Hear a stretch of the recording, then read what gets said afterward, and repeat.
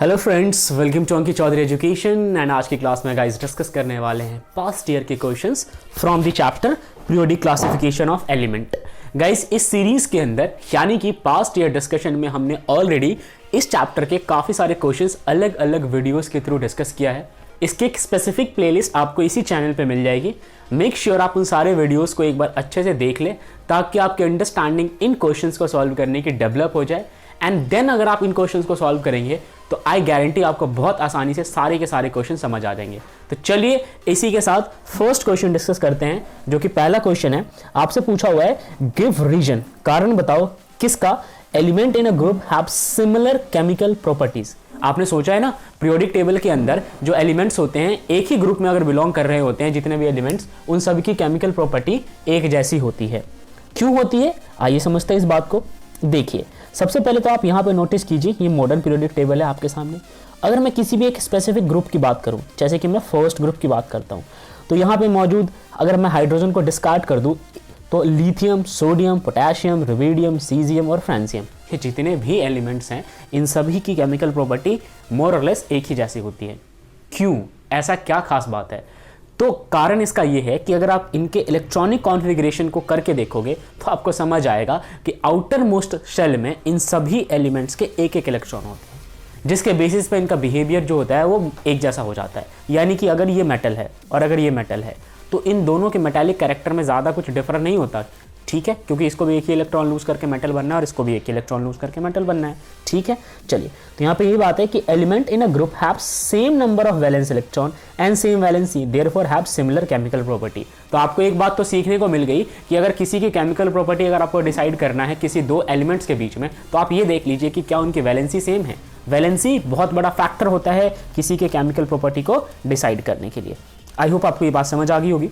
Second में पूछा हुआ है element of group 1 form ions with a charge of +1। बड़े आसान सवाल है आज के, और इस क्वेश्चन को भी आपने शायद आइडिया लगा लिया होगा क्या सोल्यूशन होने वाला है।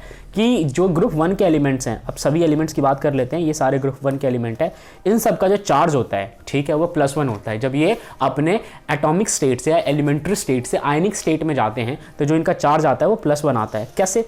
एक एलिमेंट का मैं उदाहरण देता हूँ आपको, मैं सोडियम के बारे में समझा रहा हूँ। फिलहाल ये एलिमेंट्री स्टेट में है, लेकिन जब आप इसका आयन बनाएंगे तो ये आ जाएगा Na+, ठीक है। अब इसी तरीके से सभी एलिमेंट, इस ग्रुप के सारे एलिमेंट इसी तरीके से 1 पॉजिटिव बनाने वाले हैं, ठीक है। तो आपसे यही पूछा हुआ है, अब आपको इसका कारण बताना है। कारण बहुत सिंपल है, क्योंकि इट लूजेस, ठीक है, it is because element of group 1 lose 1 electron to acquire 1 positive charge and became stable. एक इलेक्ट्रॉन को लूज करता है। कुछ लोग पूछेंगे क्यों लूज करता है, तो भाई उसको स्टेबल होना है ना, उसको outer most electronic configuration fulfil करना है, तो लूज करके फुलफिल कर लेता है अपने आप को। अगले क्वेश्चन की बात करते हैं।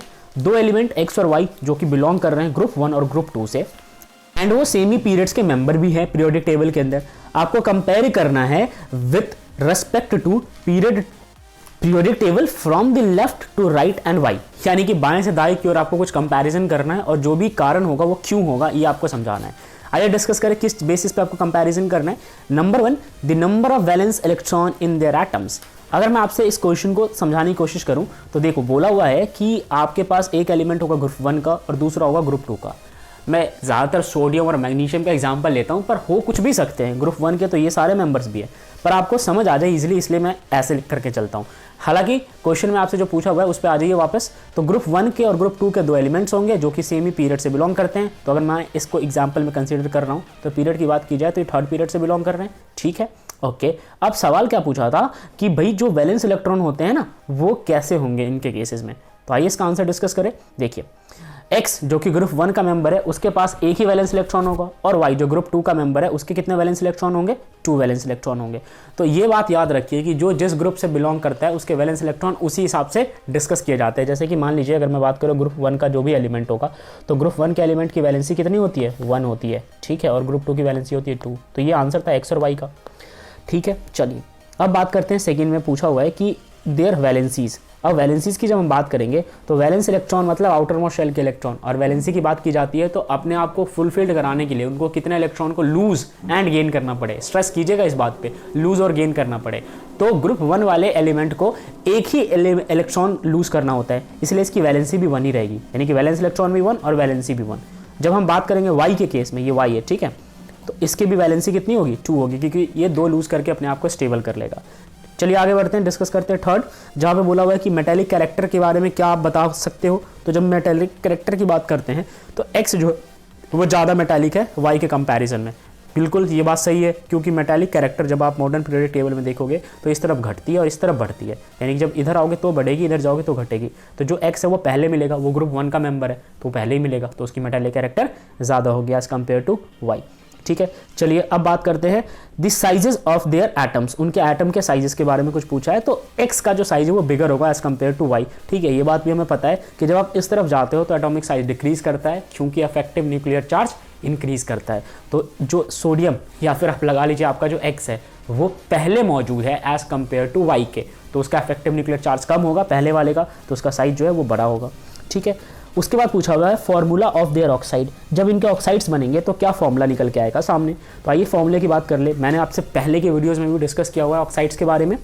जब बात करते हैं पहले यानी x के, तो x जब भी कंबाइन होता है ऑक्सीजन के साथ तो फॉर्मूला बनाता है X2O। ठीक है, क्या बनाता है X2O, क्यों, क्योंकि O के ऊपर चार्ज होता है 2 नेगेटिव और X पे चार्ज होता है 1 पॉजिटिव। क्रॉस मल्टीप्लाई कराने के बाद ये फॉर्मूला हमारे सामने निकल के आता है। जब मैं बात करता हूँ Y के केस में, तो Y के ऊपर भी चार्ज है 2 पॉजिटिव, ठीक है, और ऑक्सीजन पे चार्ज है 2 नेगेटिव। अब जब आप इसको क्रॉस मल्टीप्लाई कराइएगा तो एक दूसरे को ये कैंसिल आउट कर देंगे और इनका जो फॉर्मूला निकल के आएगा वो निकल के आएगा YO। आपको ये बात समझ आ गई, तो डिस्कस कर लेते हैं। 6th पार्ट यहाँ बोला हुआ है इनके क्लोराइड का क्या फॉर्मूला होगा, यानी कि अगर ये एलिमेंट क्लोरीन के साथ कंबाइन हो तो क्या फॉर्मूला निकल के आएगा सामने। तो जब मैं क्लोरीन की बात करता हूँ तो क्लोरीन के ऊपर चार्ज होता है 1 नेगेटिव। ठीक है, ये बात सबको पता है, क्लोरीन एक नॉन मेटल है और उस पर चार्ज है 1 नेगेटिव। तो मैं यहाँ पर लिख लेता हूँ क्लोरीन के ऊपर नेगेटिव। शुरू में मैं x को कंबाइन कराता हूँ, x पे चार्ज है 1 पॉजिटिव, तो अगेन यहाँ पे एक दूसरे को कैंसिल आउट कर लेंगे और फॉर्मूला बन के आएगा XCl। ठीक है, तो ये x के केस में फॉर्मूला है। जब मैं बात करता हूँ y के केस में, तो y के ऊपर चार्ज है 2 पॉजिटिव। ठीक है, तो y पे लिख देता हूँ मैं 2 पॉजिटिव और क्लोरीन पे था 1 नेगेटिव। अब क्रॉस मल्टीप्लाई कराइए इन दोनों को, तो जब क्रॉस मल्टीप्लाई कराऊंगा तो 2 तो यहाँ चला जाएगा और Cl का 1 इधर आ जाएगा, यानी कि फॉर्मूला बन जाएगा Y1Cl2। ठीक है, तो ये हमारे क्लोराइड के केसेस में फॉर्मूला बन गए। आइए डिस्कस करें नेक्स्ट क्वेश्चन, जहां आपसे बोला हुआ है कि the atomic number of an element is 16। एक एलिमेंट है जिसका एटॉमिक नंबर 16 है। आप प्रिडिक्ट कीजिए इस बेसिस पे the number of valence electron in its atom, कितने वैलेंस इलेक्ट्रॉन होंगे। बड़ा सिंपल है, 16, यानी कि इसका इलेक्ट्रॉनिक कॉन्फिगरेशन जब आप करोगे तो आएगा 2, 8 और 6। तो आउटर मोस्ट शेल में कितने इलेक्ट्रॉन दिखे आपको, 6। तो वैलेंस इलेक्ट्रॉन कितने हो जाएंगे इसके, 6 वैलेंस इलेक्ट्रॉन हो जाएंगे। ठीक है, तो सबसे पहले तो आपने इलेक्ट्रॉनिक कॉन्फिगरेशन किया और उसके बेसिस पे आपने वैलेंस इलेक्ट्रॉन डिसाइड किया। बात करते हैं इसकी वैलेंसी की। अब देखो वैलेंसी क्या होगा, ये बहुत इंपॉर्टेंट है। वैलेंसी का मतलब यही होता है अगेन कि कितने इलेक्ट्रॉन्स लूज या गेन करने पे ये स्टेबल हो जाए। अब 6 तो लूज नहीं करेगा, ठीक है, बल्कि 2 गेन कर लेगा। जब 2 गेन कर लेगा तो इसकी वैलेंसी कितनी आ जाएगी, 2 आ जाएगी। यहाँ पे ऑर्डर थोड़ा अलग है, यानी कि क्वेश्चन में देखोगे तो 1 2 3 के हिसाब से, आंसर में 7 8 के हिसाब से, आप इसको इजीली मैनेज कर लेना। आगे बढ़ते हैं, इट्स ग्रुप नंबर। भी बताओ ये कौन से ग्रुप से बिलोंग करता है। 16 जिसका एटॉमिक नंबर होगा वो किस ग्रुप से बिलोंग करेगा। तो आइए जरा इसको मॉडर्न पीरियोडिक टेबल के अंदर ढूंढ लें। तो अगर आप मॉडर्न पीरियोडिक टेबल में देखोगे तो जिसका एटॉमिक नंबर 16 है वो बिलोंग कर रहा है ग्रुप 16 से ही। ठीक है, इट्स जस्ट अ कोइंसिडेंट कि वो ग्रुप 16 से बिलोंग कर रहा है। ठीक है, मगर आपको यहाँ से देख के आइडेंटिफाई करना था। ठीक, तो इसका आंसर हो गया 16। चलिए आगे डिस्कस करते हैं क्या पूछा हुआ है। आगे पूछा हुआ है whether it is a metal और नॉन मेटल, क्या ये मेटल होगा या नॉन मेटल होगा। तो आपको खुद बताना है ये क्या कर रहा है, ये गेन कर रहा है। गेन करने वाले जितने भी एलिमेंट्स होते हैं वो क्या होते हैं, नॉन मेटल होते हैं। तो इसका आंसर है नॉन मेटल। आगे the nature of oxide form by it. अब जब भी ऑक्सीजन से कंबाइन होंगे बनाएंगे ऑक्साइड, किस प्रकार का ऑक्साइड बनाएंगे, उसका क्या स्वभाव होगा। तो ये बनाते हैं एसिडिक ऑक्साइड। हमें ये बात पहले से पता है कि जो एलिमेंट मेटालिक होते हैं वो अगर ऑक्सीजन के साथ कंबाइन करते हैं, यानी कि ये मेटालिक अगर ये ऑक्सीजन के साथ कंबाइन करेंगे तो ये बनाएंगे बेसिक ऑक्साइड। मगर इधर वाले होते हैं नॉन मेटल, और हमारा एलिमेंट तो खासकर नॉन मेटल ही है। तो जब ये ऑक्सीजन के साथ कंबाइन होकर ऑक्साइड बनाएगा तो वो ऑक्साइड क्या होने वाला है, वो एसिडिक ऑक्साइड होने वाला है। तो हमारा आंसर हो जाएगा एसिडिक। ठीक है, चलिए डिस्कस करते हैं एक और क्वेश्चन। इस क्वेश्चन में आपसे पूछा हुआ है कि the position of 3 element A, B, C in the periodic table are indicated below. 3 element हैं A, B, C के नाम से, इनके पोजीशंस को इस टेबल के अंदर इंडिकेट किया गया है। A यहाँ पे मौजूद है जो कि सेकेंड पीरियड का मेंबर है, B यहाँ पे मौजूद है जो 4th पीरियड का मेंबर है और ग्रुप 16 का भी। साथ में सी जो कि 4th पीरियड का तो है मेंबर, साथ में ग्रुप 17 का मेंबर भी है। इस तरीके से आपको इन एलिमेंट्स की इंफॉर्मेशन दी गई है। कुछ क्वेश्चंस पूछे हैं जिनका आपको आंसर करना है, जैसे state whether element C would be a metal और नॉन मेटल। तो बताइए जो एलिमेंट सी है वो एक मेटल होगा या नॉन मेटल होगा। तो अगर आपको सी को पहचानना है तो आप बस इतना समझिए कि जो हिंट है आपके पास कि सी ग्रुप 17 का मेंबर है, ठीक है, इस पे गौर फरमाइए। अब आप चलिए मॉडर्न पीरियोडिक टेबल में और आपको एक चीज़ दिखेगा क्या कि मॉडर्न पीरियोडिक टेबल के अंदर ग्रुप 17 का कोई भी एलिमेंट आप सेलेक्ट कर लीजिए। ये ग्रुप 17 है। फिलहाल आपको ये नहीं पता कि सी कौन सा एलिमेंट होगा, बट इतना मालूम है 17 से बिलोंग करता है। अब जब ग्रुप 17 की हम बात करते हैं, इनफैक्ट आप किसी भी ग्रुप की बात करते हो तो एक ग्रुप में बिलोंग करने वाले जितने भी एलिमेंट होते हैं उनके आउटर मोस्ट सेल में इलेक्ट्रॉन्स की संख्या एक जैसी होती है। अगर मैं किसी एक एलिमेंट को उठा लूँ यहाँ से, मान लीजिए कि मैं यहाँ से फ्लोरीन को कंसिडर करता हूँ, तो जब मैं फ्लोरीन की बात करूँगा तो उसका एटॉमिक नंबर होता है 9, ठीक है। इलेक्ट्रॉनिक कॉन्फ़िगरेशन करूँगा 2 और 7। अगर फ्लोरीन के आउटर मोस्ट में 7 इलेक्ट्रॉन है तो फिर इस ग्रुप में बिलोंग करने वाले सभी एलिमेंट के आउटर मोस्ट में 7 इलेक्ट्रॉन्स ही होंगे, ये निश्चित है। अब मेरा सी जो कि उस टेबल के अकॉर्डिंग एलिमेंट था वो इसी ग्रुप का मेंबर है, उसके भी आउटर मोस्ट में 7 इलेक्ट्रॉन होंगे। अब जिनके भी आउटर मोस्ट में 7 इलेक्ट्रॉन होते हैं, कायदे से वो एक इलेक्ट्रॉन गेन करते हैं। क्या करते हैं? गेन, वो भी एक इलेक्ट्रॉन।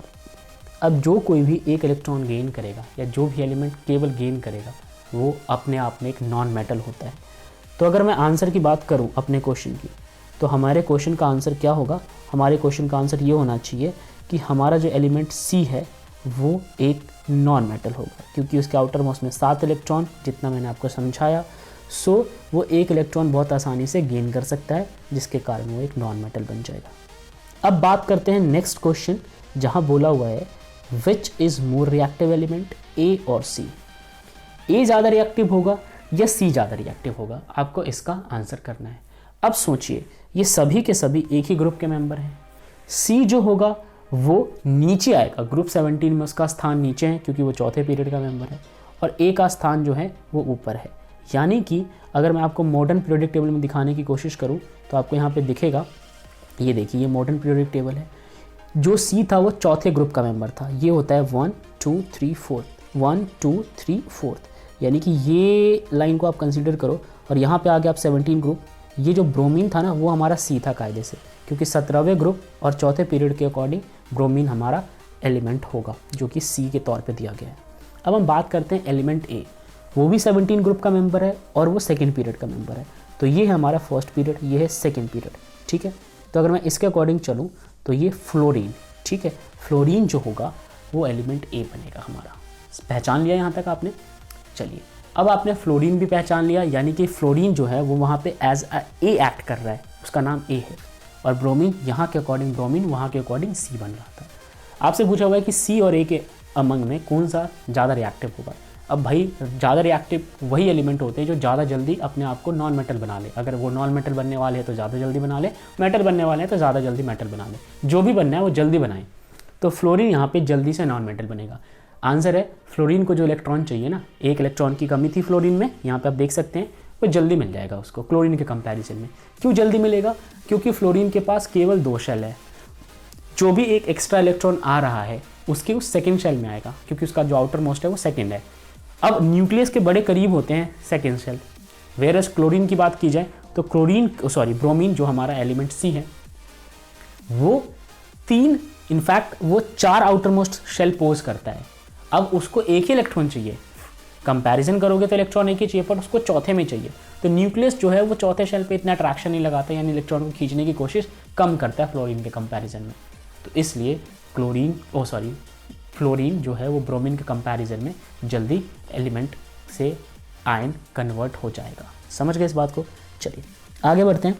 अब डिस्कस करते हैं इसी क्वेश्चन का नेक्स्ट पार्ट, जहां आपसे पूछा हुआ है विच टाइप ऑफ आयन, यानी कि किस तरीके का आयन है, कटायन है या अनायन है, जो कि एलिमेंट सी जो है वो फॉर्म करेगा। तो जाहिर सी बात है एलिमेंट सी एक नॉन मेटल है, और नॉन मेटल जो होते हैं वो अनायन होते हैं। तो अगर आप आंसर पढ़िएगा तो यहाँ यही लिखा हुआ है कि क्योंकि सी गेन करेगा, गेन करने के कारण वो एक नेगेटिव आयन बन जाएगा। बात समझ गए इस बात को। अब जो भी नेगेटिव आयन होते हैं उसको हम क्या कहते हैं, अनायन कहते हैं। ठीक है, ओके। तो ये था आज का हमारा टॉपिक ऑफ द डिस्कशन। मैं उम्मीद करता हूँ सभी सवालों के उत्तर आपको समझ आए होंगे। आप इसको बड़ी तसल्ली से अपनी नोटबुक में सॉल्व कर लीजिएगा। मेरा साथ यहीं तक था। अब कुछ प्रश्न आपको खुद करके लाने हैं। ये रहे आज के क्वेश्चंस। आप वीडियो पॉज करके एक बार इनको नोट डाउन कर लीजिए और सभी क्वेश्चंस को आप आंसर कीजिएगा। पढ़ देता हूँ मैं आपके लिए।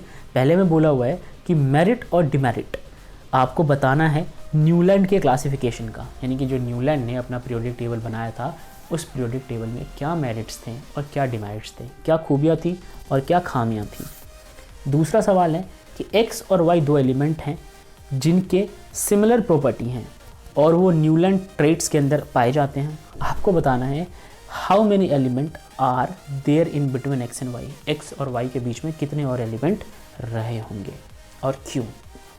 तीसरा और आखिरी सवाल आज का, what is the achievement of डोवर्नियर लॉ ऑफ ट्रेड।